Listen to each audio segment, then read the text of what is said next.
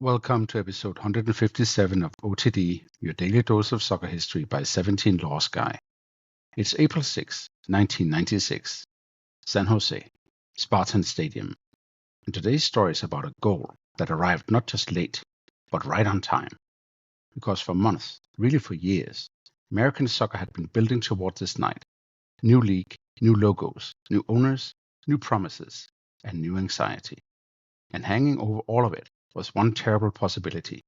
What if the first ever Major League Soccer match ended 0-0?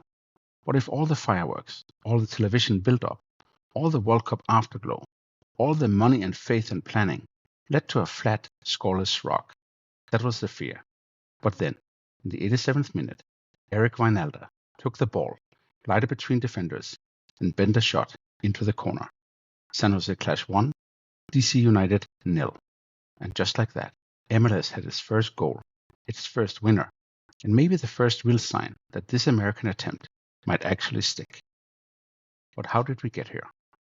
To understand why this night mattered, we have to understand that Major League Soccer was not America's first attempt at professional soccer, not even close. The United States had deep soccer roots long before 1996. There were immigrant hotbeds in the Northeast. There was the US Federation in the early 20th century. There was the Old American Soccer League in the 1920s. There was even the league that produced that strange, glorious 1950 World Cup upset over England. But again and again, the line broke. Leagues appeared, then faded. Structures emerged, then fractured. Soccer in America kept producing flashes without producing permanence. If you remember episode 37, that is the longer backdrop. The sport in the United States was never really absent. It was unstable. Then came 1967 and another burst of optimism. Two rival leagues launched at once, the United Soccer Association and the National Professional Soccer League, and almost immediately they had to merge into the NASL, the North American Soccer League. The NASL is still the great American soccer fever dream. Pele, Beckenbauer, Cruyff, Cosmos glamour, celebrity sidelines, giant claims, and then collapse. By 1984, it was gone. And that failure mattered, because MLS was built by people who had watched NASL soar too fast and die too loud. And then came the hinge point. In 1988, FIFA awarded the 1994 World Cup to the United States. That decision was not just about a tournament, it was also a challenge. If America wanted the World Cup, it had to help create a real top-flight professional league that could last. And when the World Cup arrived in 1994, the United States did what the United States often does with a giant event. It made it enormous. This was football staged with American scale and American showmanship. Big stadiums, big crowds, big noise, corporate sponsors, television polish, a kind of made-for-primetime confidence. And crucially, the tournament worked. It didn't merely survive. It shattered attendance records. That gave the sport credibility, and it gave investors confidence. And it gave soccer people in America a once-in-a-generation opening to say, now. A handful of names matter enormously here. Alan Rothenberg, the US soccer president and the driving executive force behind World Cup '94, was central. Sunil Gulati was central.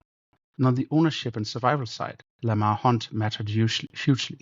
Robert Kraft mattered, and Phil Anschutz mattered. They were not all doing the same job. Some were organizers, some were evangelists. Some were businessmen willing to lose money long enough for the league to live. But without them, there's no MLS launch. And because they knew the NASL cautionary tale, they designed MLS differently.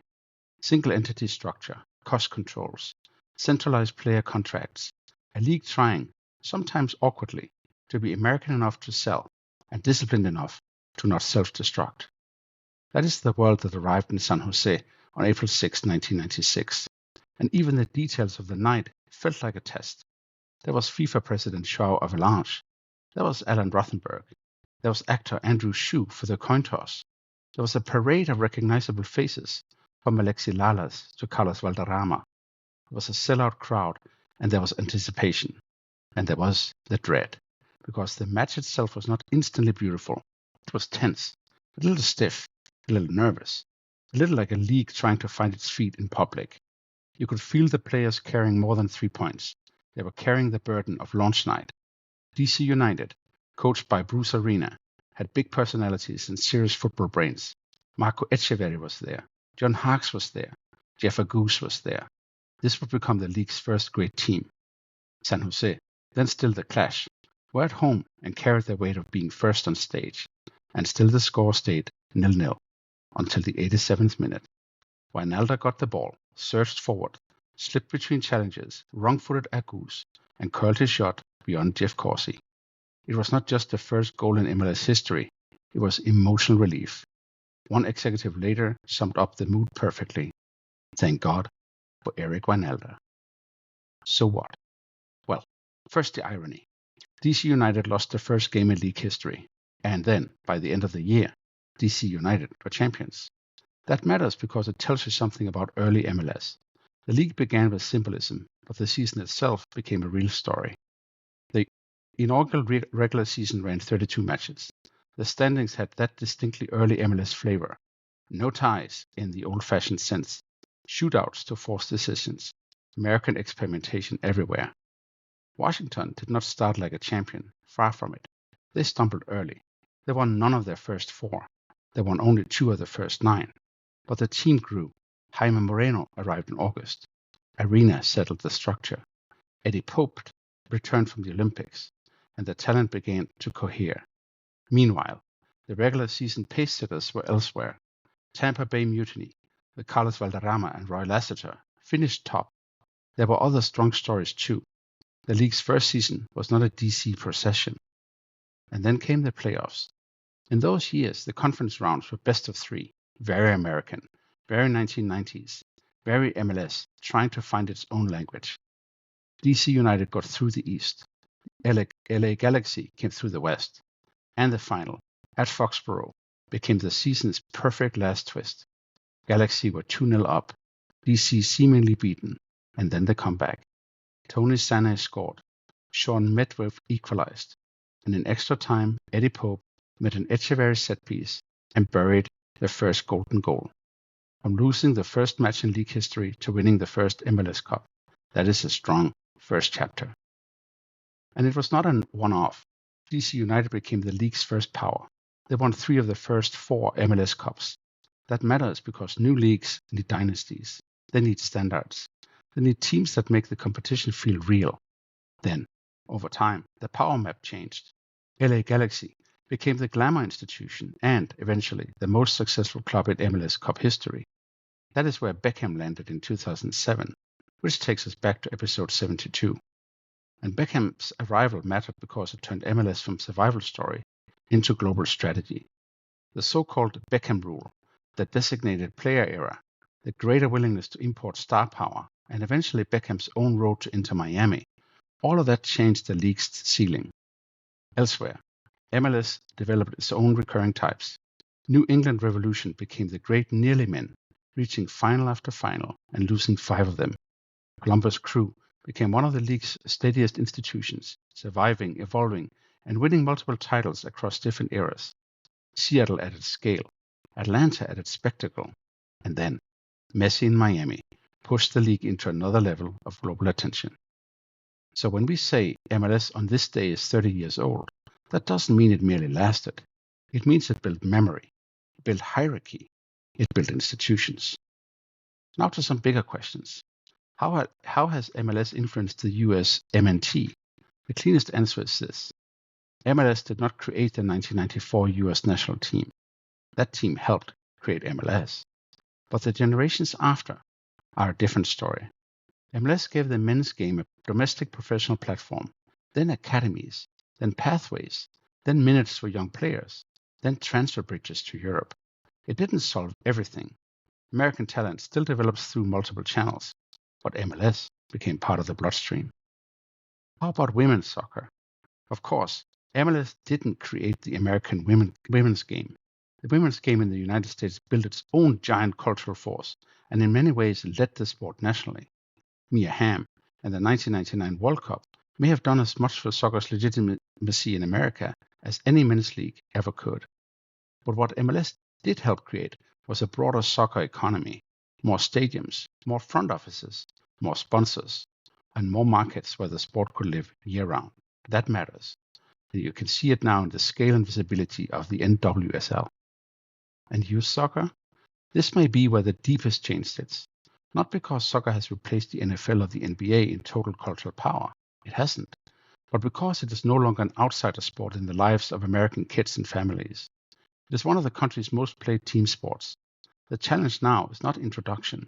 It is retention, access, coaching quality, affordability, and making sure the game belongs to more than the suburbs. Which brings us to 2026. The World Cup is back on North American soil. MLS now has 30 clubs. It has global distribution. It has infrastructure the NASL could only dream about. It has owners, academies, stadiums, and a place in the national sports conversation. So the question is no longer, can a top-flight soccer league survive in America? That question was answered a while ago. The question now is, what does MLS want to become? A retirement league? No, that story is too old. A pure selling league? Well, not only that. A serious developer of players? Partly yes. A league that can turn spectacle into substance, World Cup buzz into long-term growth, and broad participation into deeper excellence. That is the real challenge. And it all traces back to nights like this one, to San Jose, to the nerves, to the sellout crowd, to the fear of embarrassment, and to the ball at Eric Wynalda's feet in the 87th minute. Before we go, 3 things to take away from April 6, 1996. First, MLS did not come from nowhere. It came from a century of American soccer false starts and from people who finally tried to learn from them. Second, the first MLS match mattered, not because it was perfect, but because it delivered the one thing launch night absolutely needed, a moment people could remember. And third, the real significance of this night is not San Jose or DC alone. It is that the league born here lasted long enough to shape the US MNT, coexist with a booming women's game, influence youth soccer, attract Beckham and Messi, and arrive at 2026, still growing. On this day in 1996, Eric Wynalda's late goal gave Major League Soccer its first scoreline, its first headline, and its first hard proof that this American soccer experiment might finally endure. That is all for episode 157 of OTD, your daily dose of soccer history by 17 Lost Guy. If you enjoyed this episode, please follow the show, leave a 5-star rating, and share it with a football friend. Tomorrow, we go to April 7, 1991, when Crystal Palace won its first trophy at Wembley. Yes, you heard that right. 1991. See you then.